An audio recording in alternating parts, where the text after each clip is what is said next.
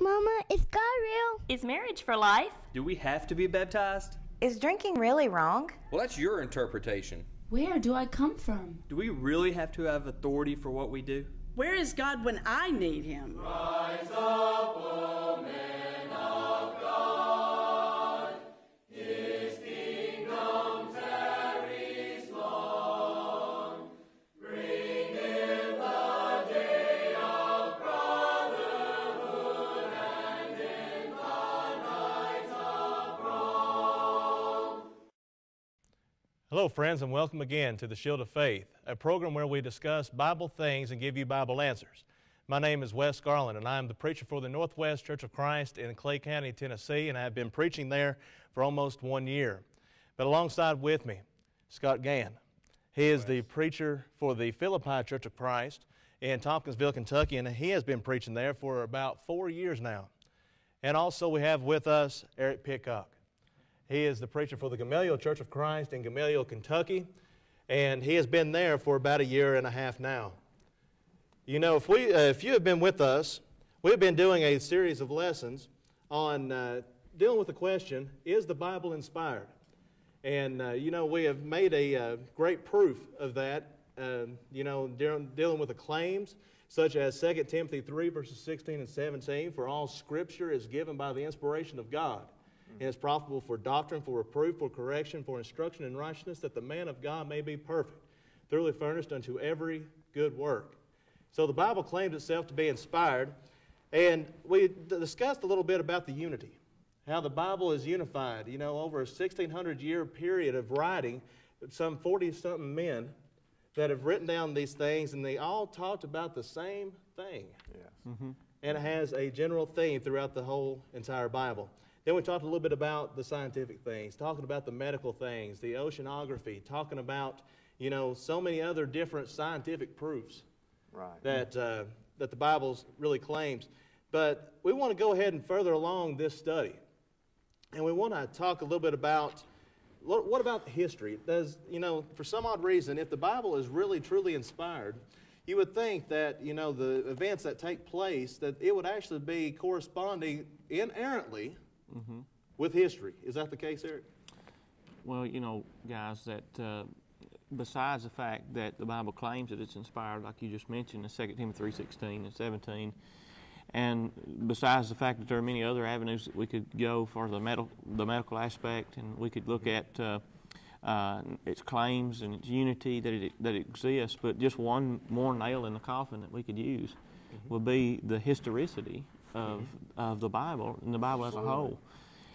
You know, there are many books that claim to be from some type of deity, that claim to be from some type of God, that claim to be inspired and so forth. And when you get to evaluate them, you find that they're full of errors. And how can we have a book that is from God if it's full of errors? And this certainly would apply in the realm of history as well. You know, you take, for example, the Book of Mormon. And the Book of Mormon, you know, it contains individuals in there that nobody ever heard of. Archaeology has never found any information about these people. Groups of people that the Book of Mormon claims are supposed to have been in existence. Locations that was supposed to have been in existence. There's not a shred of evidence, archaeological evidence, that has been found to substantiate the Book of Mormon and its claims. You know, that Joseph Smith said that was true. And that sort of proves something, doesn't it? Yeah. And so, you know, it's a book that people claim is from God, but yet when you evaluate its historicity and you evaluate the archaeological evidence and find that, the wars, just think, for example, the wars that's mentioned in the Book of Mormon. Well, there's no, you would think that if tens of thousands of men were to die in a certain given country, that you would find a sword, you'd find a shield, you'd find a helmet, you'd find a sandal, you'd find some type of garment, but you don't find these things.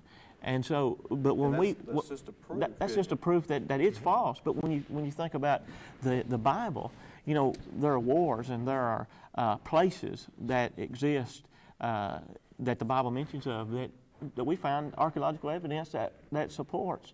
that very fact. You take, for example, the Bible speaks of Hebrews and Gentiles and Jews and the Hittites and the Jebusites and the Levites, and it talks about all these different groups of people. Well, we know that the Bible had spoke about them, but not only that, but we find these to be the case through archaeological evidence, and we find that it's historically accurate that these people existed, that they existed at the time the Bible says they existed, and it all fits together and makes sense. I think an extravagant story of the Hittites is excellent because not too long ago there's a whole lot of skeptics even saying, well, the Hittites have never been found. Right. They thought because they have never been found that was like Eric said earlier, a nail in the coffin. Yeah, exactly. But it's not. They did finally. Exactly. They were flying over in an airplane, and lo and behold, they look down and they find a square-type foundation being laid there, and they're like, what is this? So they go ahead and they land in, and they go into the actual city entrance wall. They look up, and lo and behold, the emblem of the Hittites was there. We find that the Bible speaks of the bricks that the children of Israel had made for the Egyptians, and we find the dimensions that is mentioned in the book of Genesis and Exodus, the dimensions of those bricks, and we can go over there today and we can find those bricks, and we can find them in the same dimensions. You can't do that with the Book of Mormon. You can't do that with any other book that claims to be inspired, but you can with the Bible because we know it's inspired of God. And you take the places that the Bible mentions. The Bible mentions places like Rome and Jerusalem, and it mentions all these geographical locations, and we know that these geographical locations, they exist. We find proof. We know that they are real, and we know how long the Bible's been around. We know that the Bible recorded that these places existed long before we had the copy of the Bible that we have today. And so it was written down for our record, and some of these places is just now being uncovered, but it was there in the Bible all along. And so we find just think, for example, in the book of Luke or the book of Acts that Luke wrote, and you think of the journeys of Paul and his 3 missionary journeys and how he went to all those different places, and you think about you can even go to all those cities even today. That's right. You can go to all those places. We know that the names may have been changed. The name, that's right. We know the names may have been changed, but we know that those places exist. There are 32 countries mentioned in the book of Acts. 32 countries. Not only that, there are 44 cities. 44 cities, 9 different islands. And every single one of them, we can find substantial evidence that they all existed, that they all are present for us today. And, what an amazing feat. If you were to write a book and have all these different locations, all these different cities, all these different places, you couldn't get it right. Exactly. We're told that it took a long time for people to develop an atlas. And you got modern technology, and you got all these things that we have, and they'll still mess up on Atlas, and they'll get it wrong. Exactly. But the revised versions. That's right. We have over and over. That's right. But we know when we go to the Bible that these places existed. We find the history of these people, that they existed. We find the fact that the wars and the things that took place is historically accurate. You can read about the armor that they wore. And lo and behold, they'll dig up and they'll find the exact armor that they wore in that war. That the only way they would have known it would have been if they'd seen it in the Bible. But now we have physical evidence that shows us these things. And so it's just absolutely amazing of the historical accuracy of the Bible that so many people would just overlook and put to the wayside and think, well, that's no big deal. But it's really a big deal. But it really is. It really is, because you just think about it. If the Bible wasn't historically accurate, it wouldn't be an accurate book. Right. It would be false. Absolutely. Exactly. I think one thing that amazes me is in our thinking today, a lot of times I say this silly sayings that I'm going up somewhere when actually it might be down, or I'm going down somewhere where it might actually be up. And my mother, it is. It's not thinking. But my mother got on to me just the other day about I misrepresented the direction I was going. And I said, well, Mom, did you know that when people went from Jerusalem to Judea, they were traveling north, but they were actually going down because of the elevation factor. And see, you know, we can prove that. There was a atheist that went over to prove that to try to discredit the Bible, and so he went over and observed the Bible lands and tried to prove from the Bible. And went in and looked at all these geographical locations.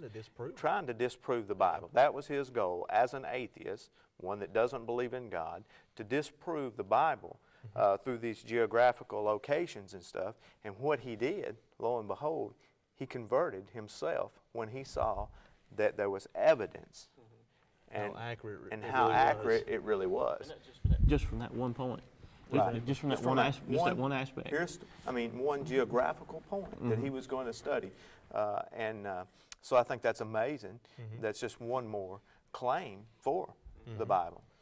You know, another big claim on top of the historicity, which that itself can prove itself, be inspired. Another great thing is prophecy. I think one of the I mean, it is the best. I think one of the best ones. The better. I mean, just think about this. Over 300 prophecies about Christ was given, you know, throughout the Old Testament, some, you know, 500 to even 1,600 years before even Christ came on the scene. It's just interesting because, I mean, whenever you really get down to, I mean, I just want to make this little illustration so that we can really understand really how, what the statistic is, even fulfilling one. The scenario has been given to me that if you were to get a quarter, normal size quarter, and you know, go over to the state of Texas and fill the whole entire state of Texas up to about 3 feet high, and then get one of those quarters and mark a black mark on them, and set it just somewhere within the state of the 3 foot high pile, and then send one person in there blindfolded, and tell them, go in there and I want you to pick out that one quarter. Just one. You know what the statistic of that is? Almost nearly impossible. Just think about that. The number's so high, it's exactly. probably not even real. That's just the, you know, the statistic and possibility of only fulfilling one. But you know what? In a 24-hour period, Christ himself fulfilled 24 different prophecies. Right. And I think that is just outstanding. It's amazing. It is amazing. It's another proof.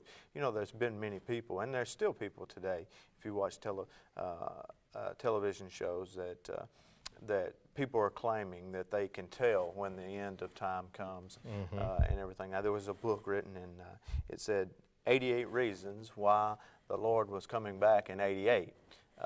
And so he thought that the Lord was going to come back, and the second coming was going to be in 88. And of course, there was several different people that has tried to be prophetic in their thinking, and has fell short because they're just not inspired by God. Well, one thing that I think is really outstanding about that, though, is that whenever people try to make prophecies, what do they try to do? Try to make it just a generic date, just, you know, any time within the year 1988. Well, lo and behold, I was born in 1987, and guess what? It's 2011 now. I'm still here. And guess what? The earth didn't end. Right. But you know what? Even though those prophecies are, you know, so generic, every single bit of the 300 plus prophecies that was given by Christ was given to the explicit detail. Right. And I think that's even more amazing.